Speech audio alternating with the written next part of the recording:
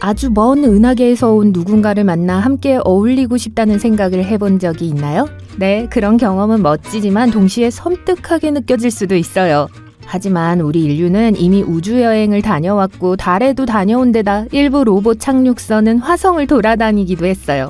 그런데 아직까지 우주 친구는 발견되지 않았죠. 그렇다면 왜 지구 너머에 지적 생명체가 있다는 증거를 찾지 못했을까요? 이 주제에 관한 많은 추측이 있지만 위키피디아나 인터넷 포럼에서도 이 질문에 대한 정확한 답을 찾을 수 없어요. 그렇다면 재미삼아 인공지능에게 같은 질문을 해보는 건 어떨까요? 몇 가지 답을 얻었어요. 그럼 시작해볼까요? 우선 우리는 충분히 검색하지 못했을 수 있어요. 우리는 우주의 표면을 파본 적이 거의 없어요. 전문가들은 우리가 눈에 보이는 우주의 4%만 탐사했다고 말해요. 그렇다면 눈에 보이는 우주란 무엇일까요? 천문학자들이 볼 수 있는 건 바로 이것이에요. 외계 행성, 별, 심지어 은하로 구성되어 있죠. 물론 우리가 지구에서 모든 은하를 관측할 수는 없어요. 관측 가능한 우주에 약 1000억 개의 은하가 있다고 상상해보세요. 우리가 도달할 수 없는 곳에는 또 무엇이 있을지 누가 알겠어요. 특히 과학자들이 광활한 우주라고 부르는 우주의 96%를 볼 수 없다는 사실을 고려하면 더욱 그렇죠.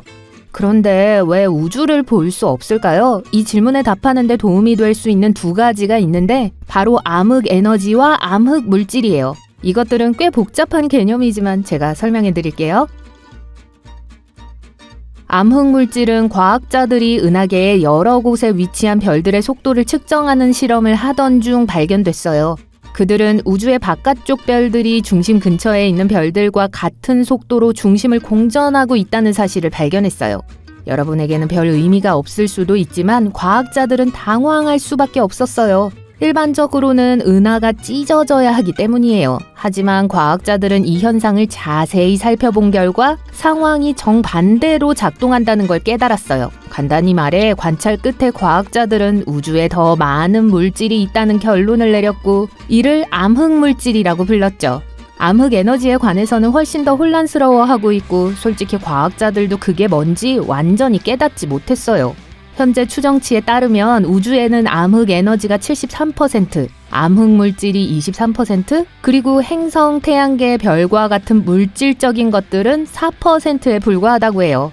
우리가 실제로 아직 충분히 탐색하지 않은 것 같죠? 게다가 전파 신호는 겨우 한 세기 동안만 감지할 수 있었고 외계 문명에서 온 신호를 적극적으로 찾아 나선 것은 불과 수십 년밖에 되지 않았어요. 지적 생명체를 발견할 만큼 은하계를 충분히 조사하지 못했을 가능성이 있어요. 인공지능이 제안한 또 하나의 아이디어는 지능이 드물다는 거예요. 사실 그건 우리 인간도 마찬가지긴 하죠. 농담입니다. 농담은 제쳐두고 사실부터 말해볼게요. 지구에 지능을 가진 생명체가 존재할 수 있는 조건은 매우 드물고 다른 곳에서 복제하기 어려울 수 있어요. 예를 들어 지구는 은하계의 안정된 지역에 있고 축의 기울기를 안정시키는 거대한 달도 있고 생명체를 지탱하기에 충분한 물과 기타 자원도 있어요.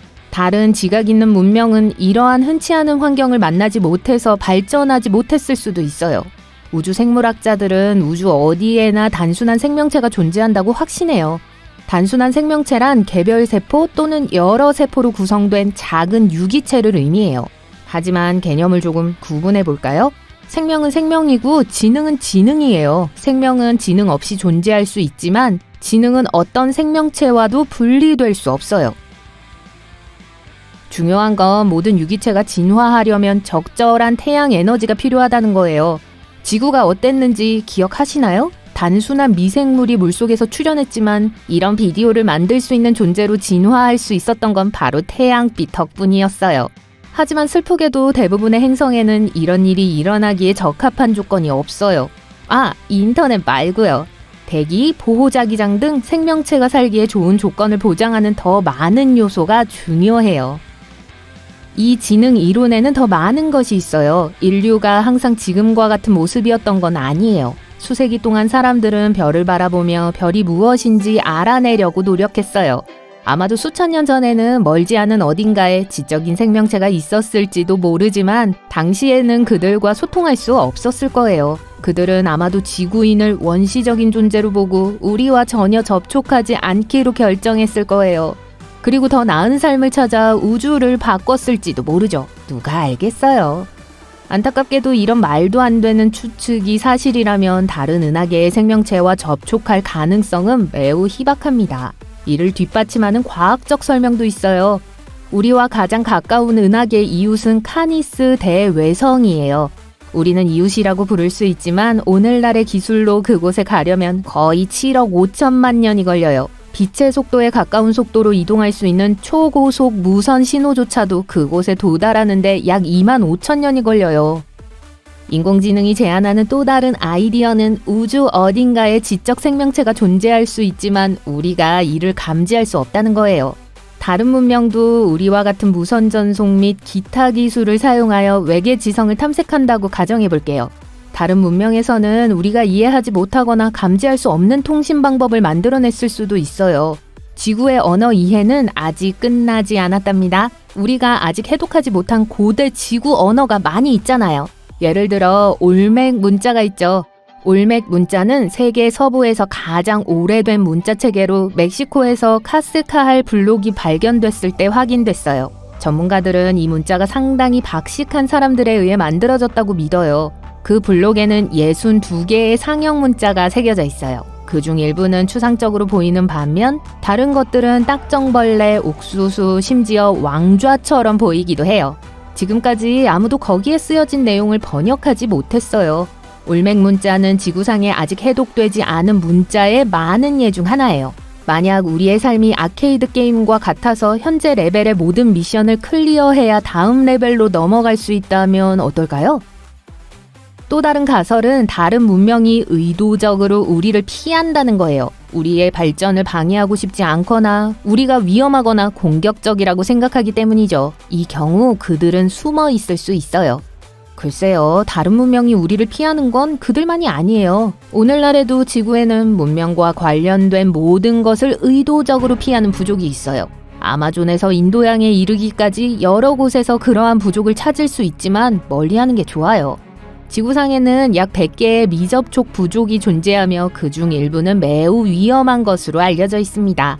예를 들어 벵골망 근처에 사는 센티넬족이 있어요. 알 수 없는 이유로 그들은 어떤 접촉도 거부하며 그들과 소통하려는 시도는 대개 거절당해요. 당국은 이 부족을 괴롭히려는 사람은 반드시 공경에 처할 수 있으니까 해당 지역에서 멀리 떨어져 있을 걸 권장해요. 일부 지역에서는 당국이 연락이 닿지 않는 사람들을 보호하기 위해 최선을 다하고 있어요. 따라서 콜롬비아는 자발적으로 고립되어 사는 부족을 최대한 보호하는 국가로 간주돼요. 에콰도르도 비슷한 상황이에요. 아마존 지역에는 2개의 부족이 살고 있어요. 이들은 반유목민으로 현대 기술의 혜택을 받지 못해요. 농작물 채집, 사냥으로 생계를 유지하죠. 다행히도 2007년부터 에콰도르에서는 이러한 사람들의 권리를 보호하는 국가정책이 시행되고 있습니다. 이에 따라 원주민은 외부 개입을 당하지 않고 스스로 결정하고 평등하게 지내야 하며 어떠한 접촉도 하지 않을 권리가 존중돼요. 어쨌든 지구 너머에 지적 생명체가 없다고 해서 존재하지 않는 게 증명된 건 아니에요. 우주에 대한 우리의 기술과 이해가 발전함에 따라 다른 문명의 증거를 발견할 수도 있어요.